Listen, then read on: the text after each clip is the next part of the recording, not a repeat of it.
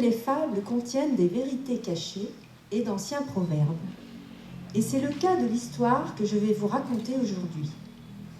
Son but est de vous laisser un petit souvenir, mais surtout une morale importante. Bien évidemment, pour connaître cette morale, il va falloir attendre. Vous la découvrirez vous-même au cours de la narration de cette merveilleuse histoire.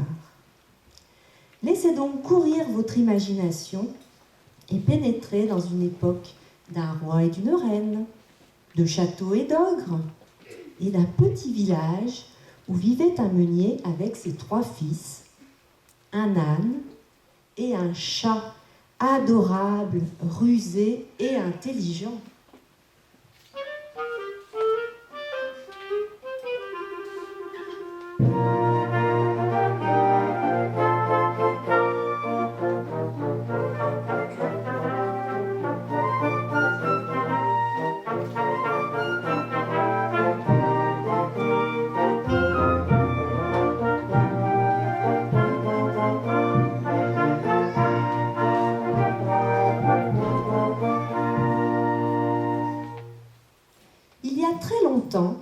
Il y avait un moulin à eau sur les bords d'une rivière.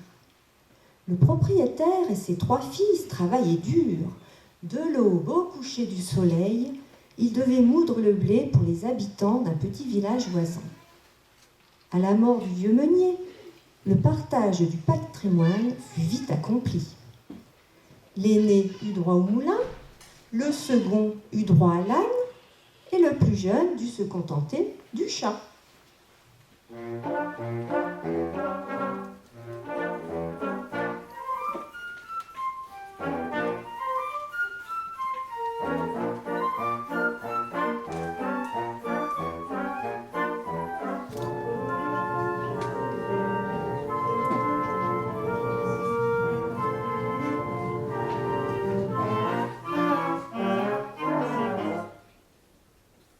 Pendant un certain temps, les 3 frères travaillèrent ensemble au moulin. Puis, les 2 plus jeunes décidèrent de partir à l'aventure, à la recherche d'un peu de fortune, avec comme seule compagnie l'âne et le chat.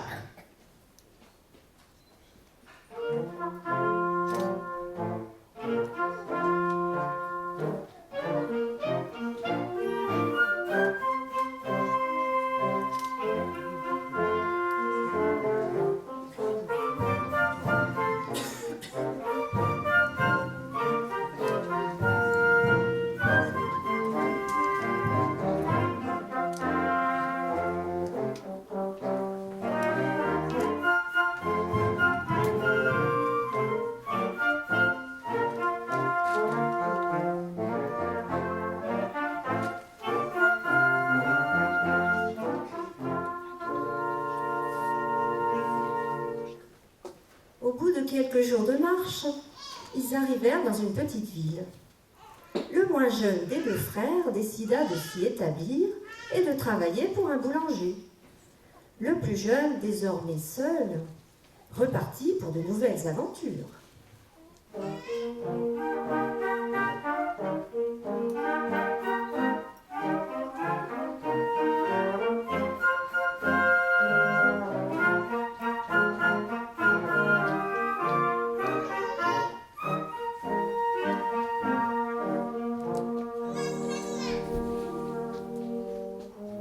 Après avoir marché pendant des heures, le jeune meunier décida de s'arrêter et de se reposer à l'ombre d'un grand chêne.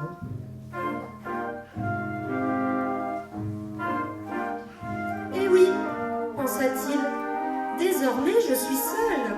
Que vais-je donc devenir ?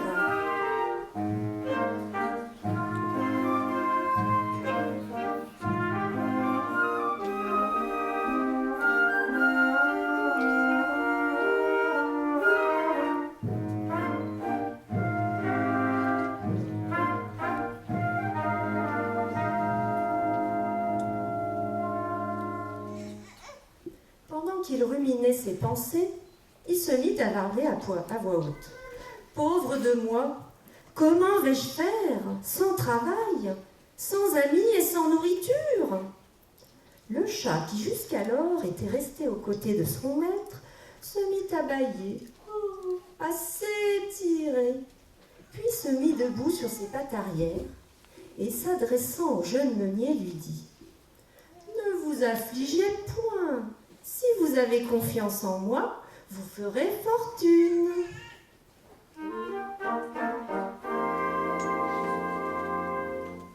À ces mots, le jeune meunier, étonné et troublé, demanda au chat « Mais tu parles ?» Le chat répondit « Pas seulement, je suis la plus petite part de votre héritage. Si vous me faites confiance, je vous porterai fortune et richesse. »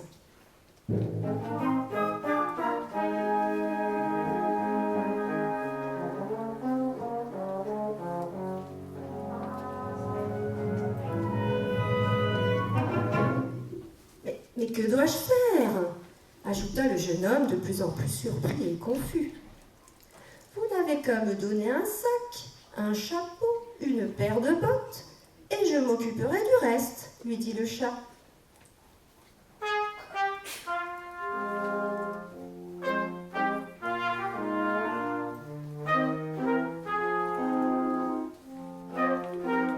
Le jeune courut jusqu'au village le plus proche pour y acheter ce que le chat lui avait demandé, même si, ce faisant, il serait encore plus pauvre qu'avant, mais avec un peu d'espoir en plus.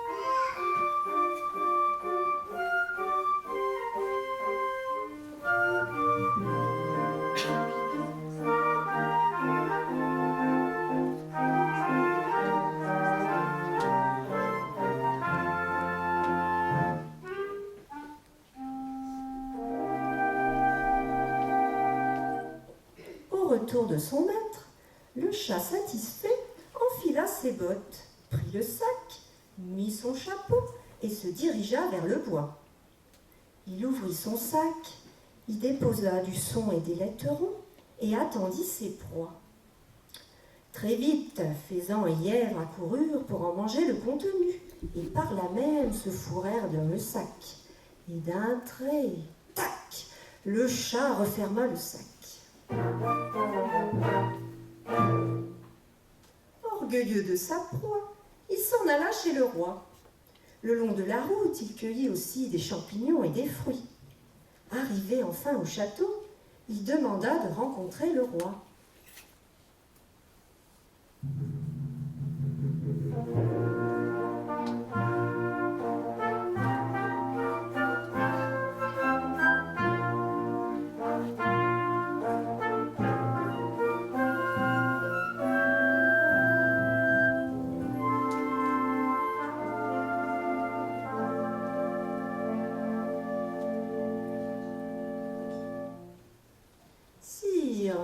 le chat. Voici pour vous un présent que le marquis de Carabas m'a chargé de vous présenter de sa part. Une autre fois, le chat captura du gibier et le porta au roi. Voilà, sire, un autre présent offert par le marquis de Carabas. Dis à ton maître, dit le roi, que je le remercie et qu'il me fait plaisir.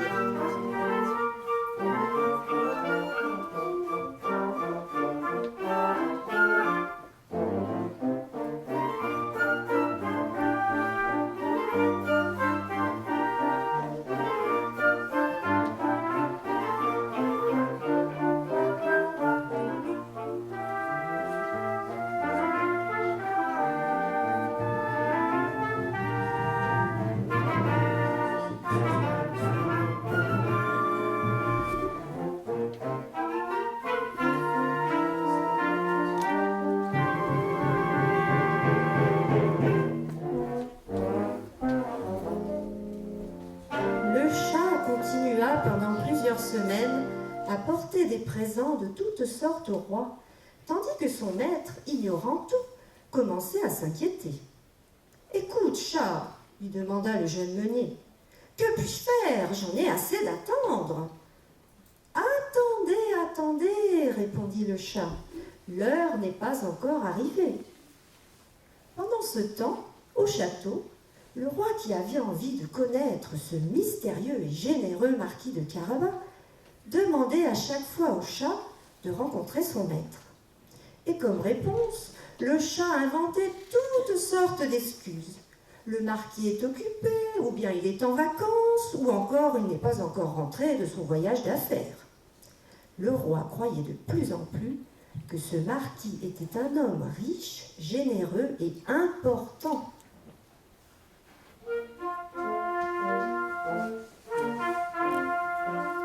Lors de sa dernière visite, le chat sut que le lendemain après-midi, le roi avait l'intention de faire une promenade le long de la rivière avec sa fille.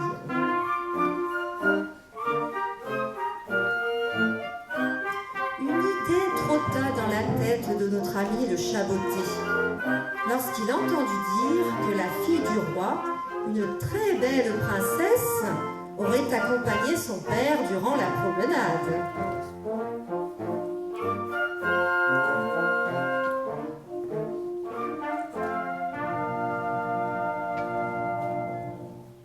La princesse était généreuse et gentille.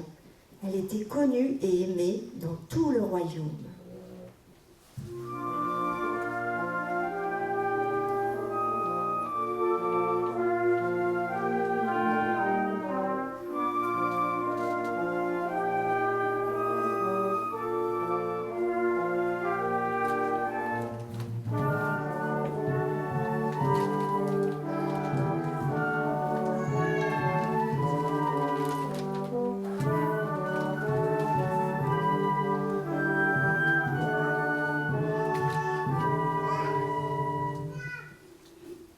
L'heure était enfin arrivée de faire intervenir son maître. « Demain, vous vous baignerez dans la rivière, » dit le chat à son maître. « Mais je ne comprends pas, il faut que je me baigne, mais où ?»« Ne vous inquiétez pas et faites ce que je vous dis. Je vous indiquerai l'endroit et l'heure et vous aurez une surprise. » Ainsi, le lendemain, le jeune homme se rendit à la rivière, se déshabilla et plongea dans l'eau froide et transparente, plutôt perplexe et confus, mais confiant.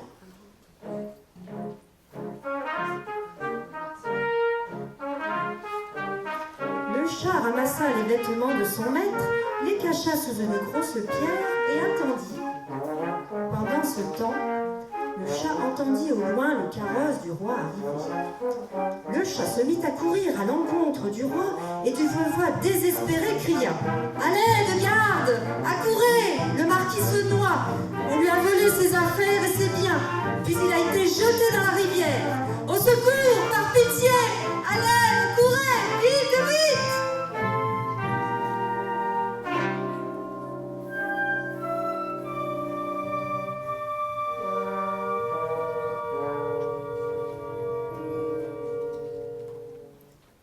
roi reconnut aussitôt le chat.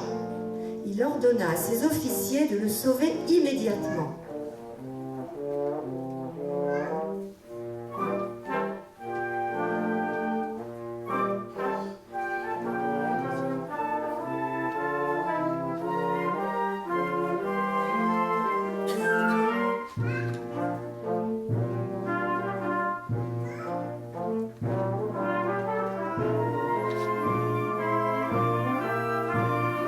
Puis il procura au meunier de beaux habits, une belle épée et un beau chapeau. Ainsi vêtu, le jeune homme avait l'allure d'un noble prince.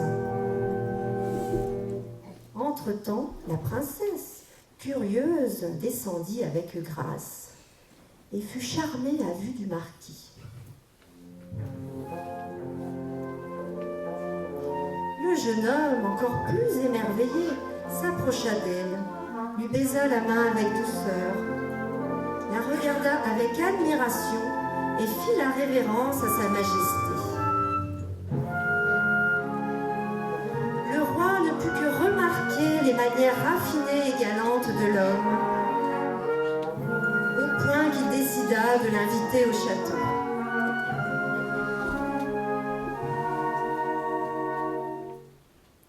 Au départ du carrosse, le chat satisfait se mit à sauter de joie, à chanter, à danser. Miaou.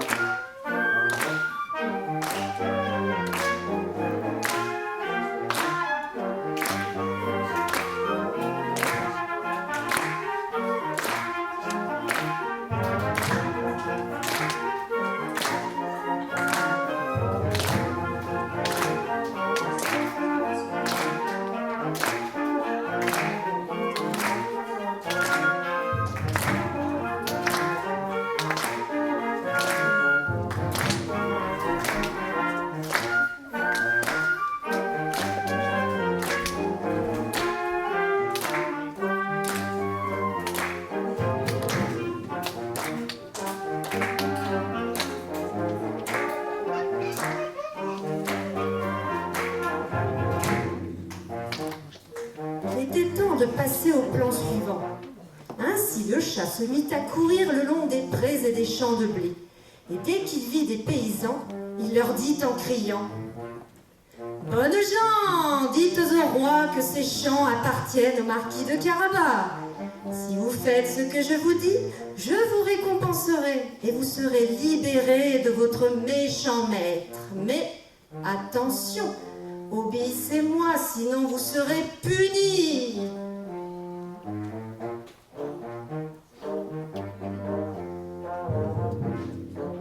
Les paysans, qui avaient déjà entendu un chat miauler mais jamais parler, eurent tellement peur que lorsque le roi passa et leur demanda « À qui appartiennent tous ces champs ?» ils répondirent terrorisés « C'est à monsieur le marquis de Carabas, sire !»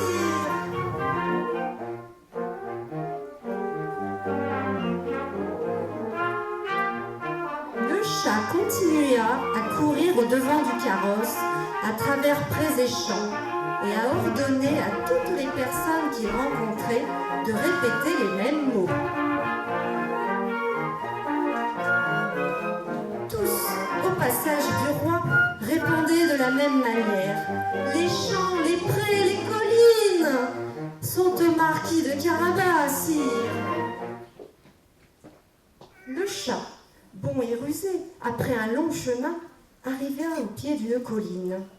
Au loin, il entrevit le château d'un méchant ogre, gigantesque, méchant, féroce.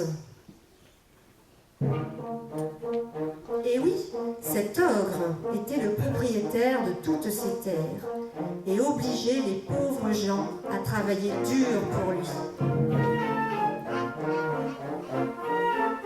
Avant de pénétrer dans le château, le chat se rendit au village voisin afin de récolter le plus de renseignements possible sur les habitudes et les bizarreries de l'ogre.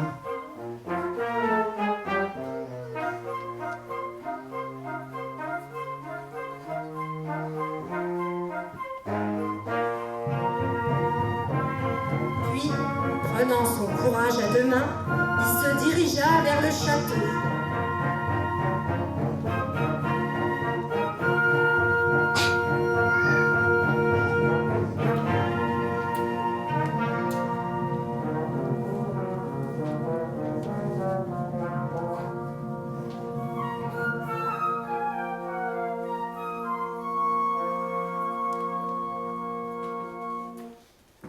Révérencieux et solennel, il s'adressa aux gardes de la cour.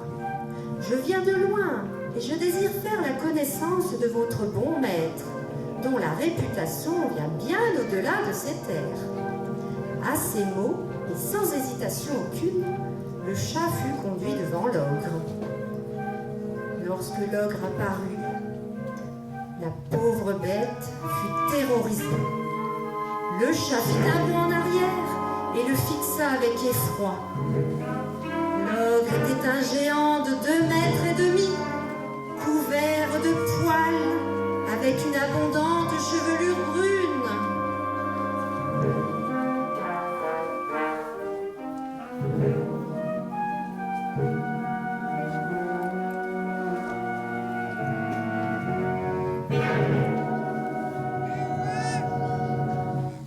Cependant, l'ogre était élégant grâce aux vêtements et aux bijoux luxueux qu'il portait. Alors le chat eut moins peur. Et avec une révérence, il commença à lui faire des compliments. « J'ai beaucoup entendu parler de vous. L'on m'a dit que vous êtes l'ogre le plus extraordinaire qui n'ait jamais existé. Et ce, car vous êtes capable de vous transformer en n'importe quel animal. »« Cela est vrai, » répondit l'ogre. « Vous en doutez? Désirez-vous que je vous le prouve ? »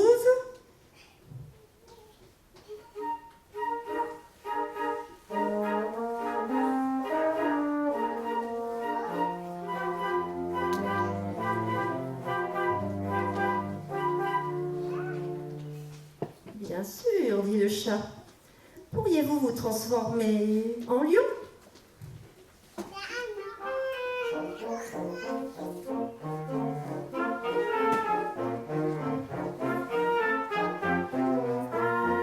D'un trait, l'ogre se transforma en un lion imposant.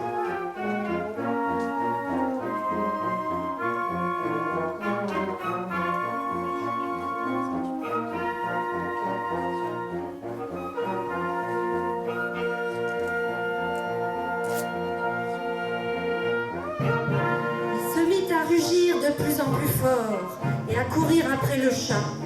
Pour fuir, ce dernier dut se réfugier tout en haut d'un buffet.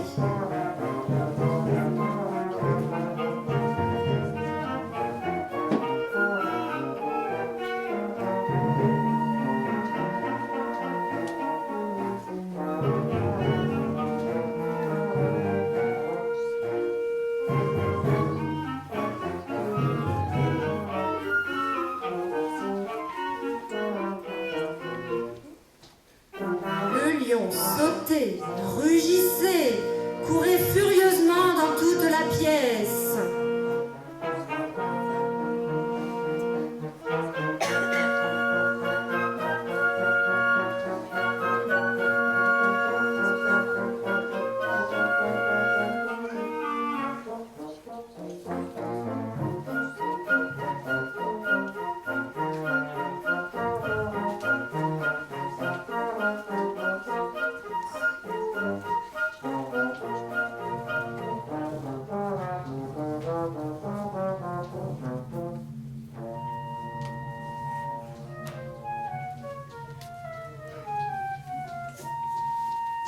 Après tant de terreur, le chat lui dit « Vous m'avez fait peur, vous êtes vraiment monstrueux !» L'ogre, satisfait, reprit son apparence normale et dit au chat « Peut-être désirez-vous voir d'autres preuves de mon pouvoir.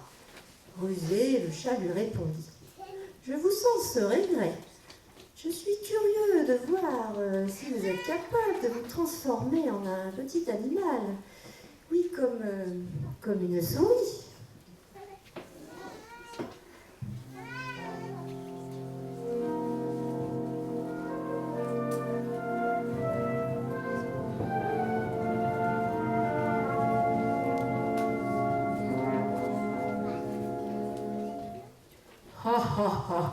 Une souris, mais bien sûr.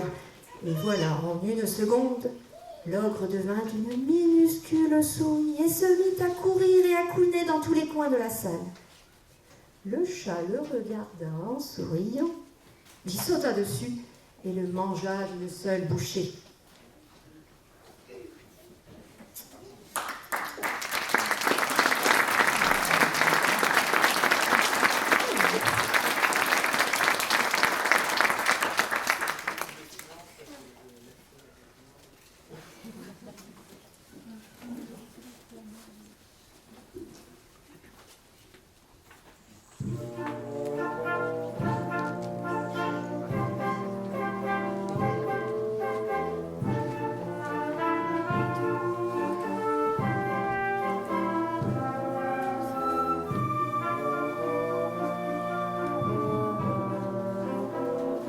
L'ogre avait enfin été vaincu.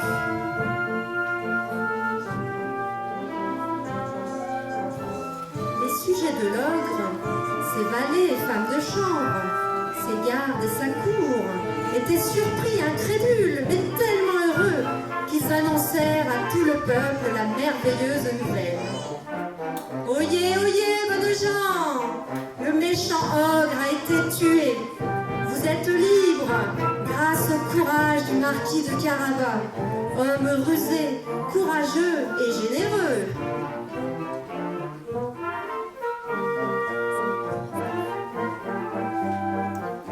Vive le marquis de Carabas! Criaient tous les paysans avec joie.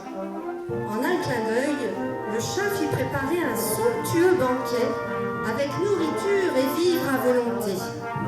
De plus, le chat trouva dans les caves du château un magnifique collier et une bague précieuse qu'il déposa dans un écrin de velours pour les offrir à la princesse.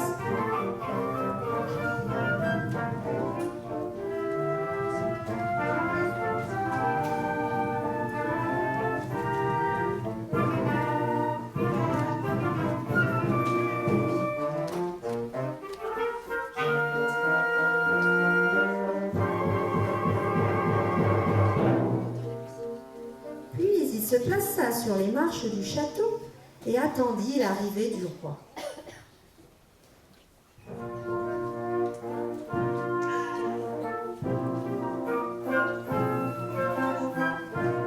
Le carrosse ne tarda pas à arriver. Le roi et la princesse furent accueillis avec tous les honneurs dus à leur rang. Le chat alla à leur rencontre et leur dit « Bienvenue au château du marquis de Carabas ».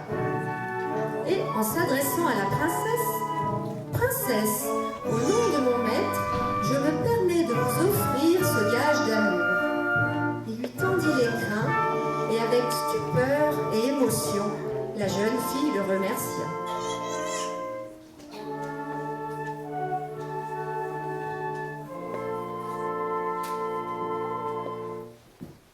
« Cher marquis, dit le roi, lui aussi en admiration. Je suis très fier de vous. Je connaissais l'existence de ce château depuis bien longtemps. Cependant, j'ignorais qu'il appartenait à votre noble famille. » Le marquis, de plus en plus émerveillé, l'en remercia et, au bras de la princesse, entra dans le château. Le chat profita de l'occasion et invita toute la cour à un banquet royal. « Sire, je vous prie d'accepter ce modeste déjeuner en l'honneur de votre venue. » Au moment de lever son verre, le roi, ayant vu combien le marquis et sa fille s'aimaient, surprit tout le monde en déclarant « Monsieur le marquis de Carabas, je serai heureux et honoré si vous acceptiez la main de ma fille. Sire, je n'en espérais pas tant. Je suis heureux et fier. Je promets à votre fille amour et fidélité.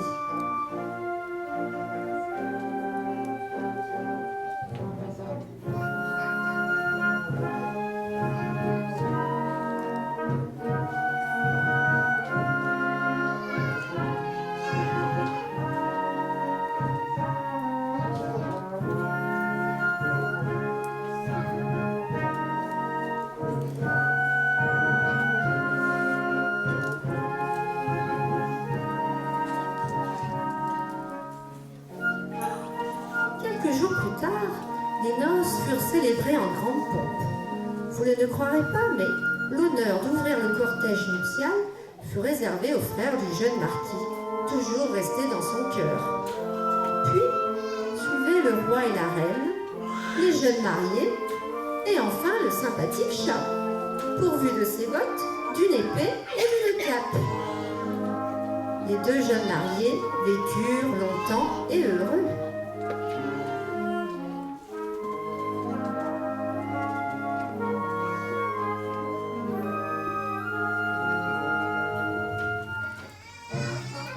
Quant au chat, après un long jeûne, il mangea et mangea en être heureux. Perdrix, poulet farci, lapin rôti, fraises à la chantilly, toutes sortes de gâteaux. Et put enfin se dédier à ses activités préférées, la chasse et le repos. Mais il était toujours prêt à aider son maître en cas de besoin.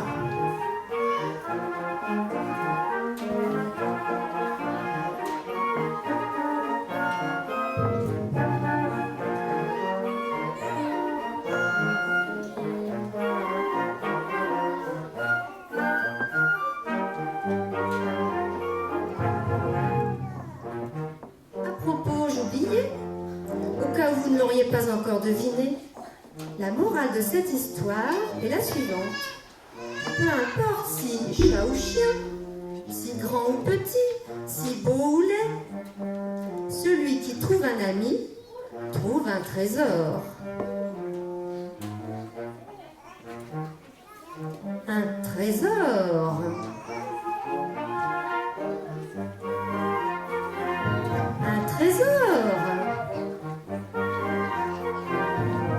Eh oui, vous avez bien compris, un trésor.